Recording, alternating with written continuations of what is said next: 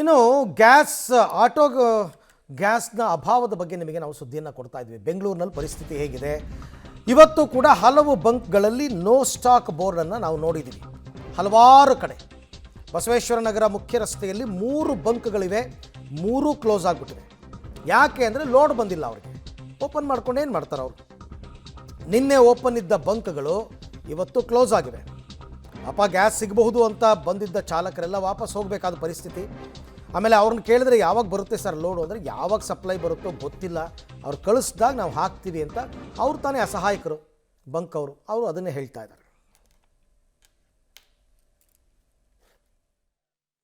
ಸಮಸ್ಯೆ ಮುಂದುವರಿತಾ ಇದೆ. LPG ಸಿಗದೇ ಇರುವಂಥ ಕಾರಣಕ್ಕಾಗಿ ಈಗ ಬಹುತೇಕ ಬಂಕ್ಗಳಲ್ಲಿ ನೋ ಸ್ಟಾಕ್ ಬೋರ್ಡ್ ಕಾಣ್ತಾ ಇದೆ. ಬಂಕ್ಗಳನ್ನು ಕ್ಲೋಸ್ ಮಾಡುವಂಥ ಕೆಲಸ ಆಗ್ತಾ ಇದೆ.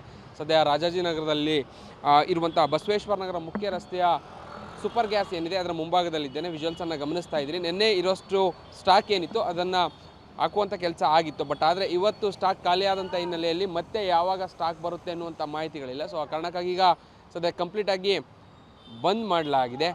ಸೊ ನಿನ್ನೆ ಸಿಕ್ಕಿದಂಥ ಕಾರಣಕ್ಕಾಗಿ ಒಂದಷ್ಟು ಆಟೋ ಚಾಲಕರು ಸ್ಥಳಕ್ಕೆ ಬರ್ತಾ ಇದ್ದಾರೆ. ಇವತ್ತು ಕೂಡ ಸಿಗ್ಬೋದು ಅನ್ನುವಂಥ ಕಾರಣಕ್ಕಾಗಿ ಒಂದಷ್ಟು ಜನ ಬಂದು ಕಾದು ನಿಂತಿದ್ದಾರೆ.